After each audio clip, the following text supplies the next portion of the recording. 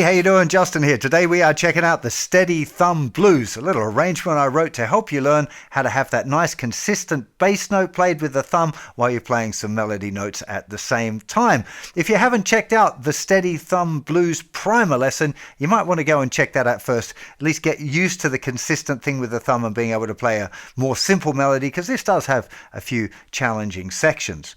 Over on the website, we're testing out an awesome new integration where you can record yourself playing this piece, and it'll give you feedback and let you know if you're rushing or dragging and if you're getting the notes right or not. It's also kind of got an interactive tab player where you can loop sections and speed them up, slow them down, all that sort of stuff. So if you're over on YouTube, click that link in the description. If you're over on the website, love to know what you think about it. The intro for this arrangement is exactly the same as the Steady Thumb Blues primer. Harmonic at the 12th fret on the thicker string, and then 5th fret, 4th fret, 3rd fret, 2nd fret, 1st fret, open all on the 5th string, 3rd fret on the bass string. 1, 2, 3, 4, 1, 2, 3, 4, 1. Kind of hoping that you're familiar with that already and you've taken my advice of doing the primer first. Now, one thing that's a little bit different here, we're going to be looking at 2-bar sections because the phrases are 2 bars long. Remember, the key thing that you're looking at is whether the notes, the melody notes, fall with the bass note or between the bass note. So when you're practicing it, you do it really, really slowly and just make sure that you're getting the melody notes in the right place relative to the thumb. Even though, ideally you want to be practicing it at a tempo but very slowly, but in those initial stages of learning, of course, you're going to be just kind of staring at it and going as slowly as it takes to be able to get the notes correct. You don't want to get the notes wrong, you want to get the notes correct. So just do it as slowly as you need to. I do think it's a good idea to kind of follow the tablature along with your eyes so that you can clearly see whether those notes are coming with the thumb or in between the thumb. So the very first phrase is this.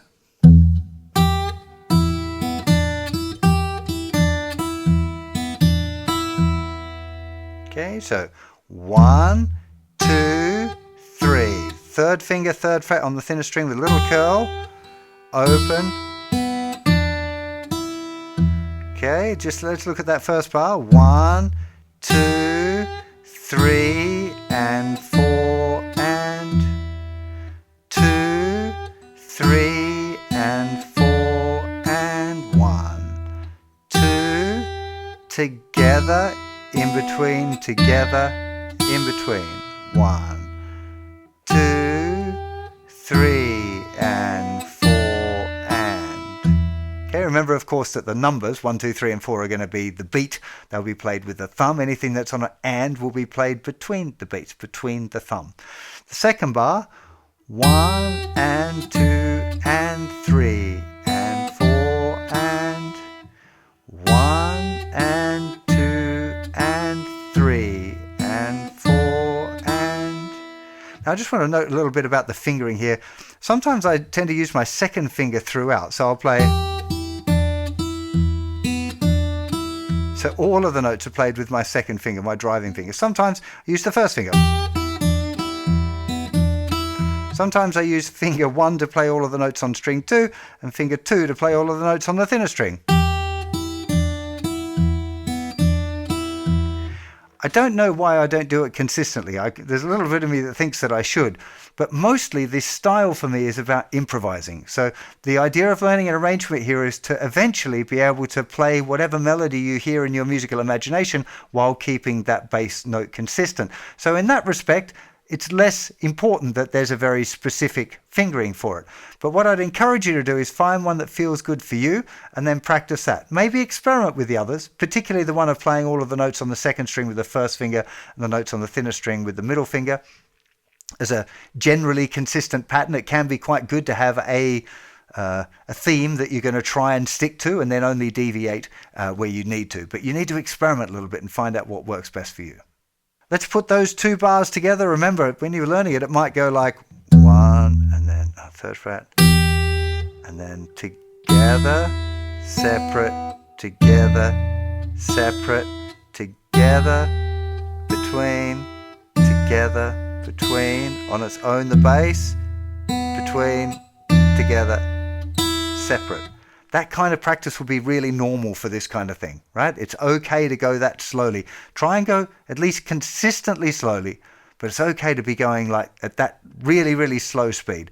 Obviously, I'd recommend that you practice this little 2-bar section up before you try and learn the whole piece, right? Because there's things that you'll learn about the groove and the tempo, and there's lots of these ideas that kind of repeat themselves later on. So give it a bit of practice, maybe till you get like...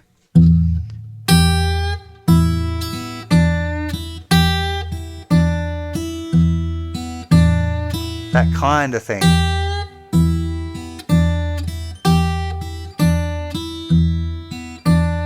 Again, just repeating that little section over and over is going to be really, really helpful. Now, the next 2-bar phrase starts exactly the same. Obviously, that second bar is different. So this. Now we got... so second finger, second fret of the 3rd string. We've got this.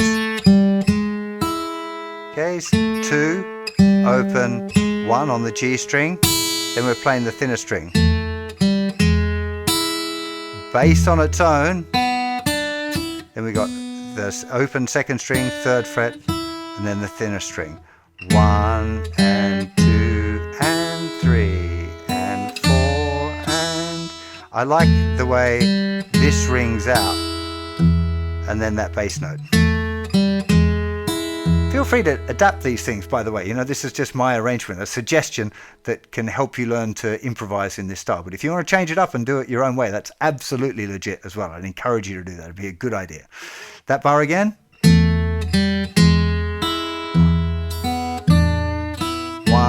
and 2 and 3 and 4 and... okay, if I'm going to leave that first finger there, then I'm probably going to use my little finger there on the 3rd fret. Yeah, you don't have to, but I think it sounds nice. Let's put those first 4 bars together, nice and slow. 3, 4, 1, 2, 3, and 4, and 1, and 2, and 3, and 4, and 2, 3, and 4, and 1, and 2, and 3, and 4, and... okay, now we're moving over to the A.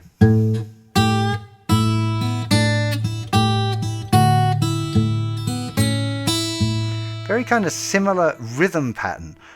1, 2, 3, and 4, and 1, 2, 3, and 4, and so bass together, 3 and 4 and 1 and 2 and 3 and 4 and... okay, it shouldn't feel too difficult, this, because it is very similar. 1, 2, 3 and 4 and 1 and 2 and 3 and 4 and then we're going to go back to the E. The A again, last time. 1, 2, 3 and 4 and 1 and 2 and 3 and 4 and... you know, when you're using a video like this, if you're learning each section, just pause the video and go through it a bunch of times. I wouldn't be rushing through. Always better to learn your sections well and then piece them together than trying to rush through and have the whole thing a little bit rusty. I do think that at the end of the study period, so once you've learned all of the bars and you can put it all the way through together, what you want to be doing is playing it from beginning to end and then revisiting the bits that you struggled with. If there was one little section that you found difficult, go back and practice that bit individually and then keep playing the whole thing through. But as you're learning, just focus on the little sections and really get them right before moving on. 4th phrase. That's pretty familiar, right? And then we've got this. Okay, it's a little bit interesting. Got a little chromatic run. 4, 5, 6, 7, bass, open. Now I'd recommend you use your 2nd finger here just because we're about to go to this. So 2nd finger on this particular note, the 3rd fret on the 2nd string, kind of leads the fingering nicely to the next section. So I would practice getting to that 2nd finger there for the 3rd string, 2nd fret. That 4th phrase again. 1, 2, 3 and 4 and 1 and 2 and 3 and 4 and...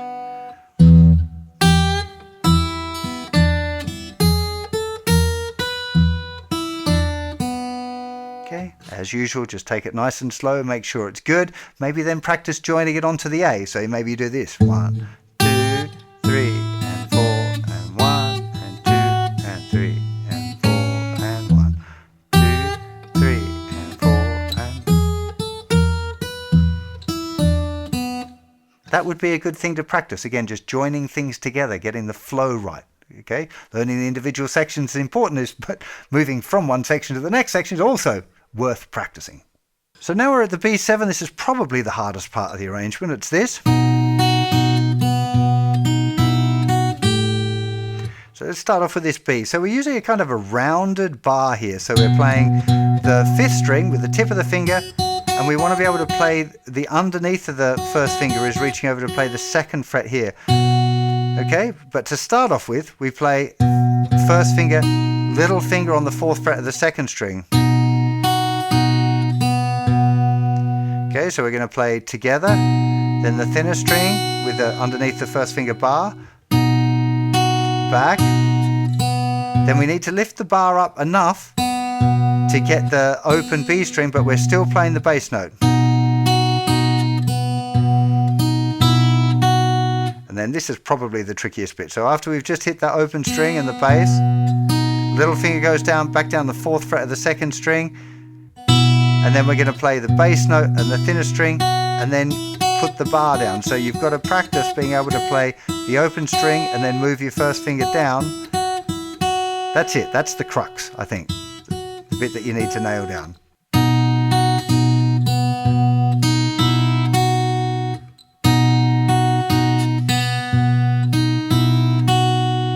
Again, do it nice and slow.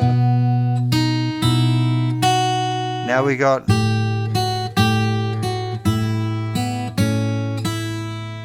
A7. This is again fairly consistent, nothing too tricky there. 1 and 2 and 3 and 4 and put the B7 and the A7 together. That's the trickiest bit, the B7 to the A7, so definitely worth a little bit of extra practice on that little section there. 1 and 2 and 3 and 4 and 1 and 2 and 3 and 4 and... Again.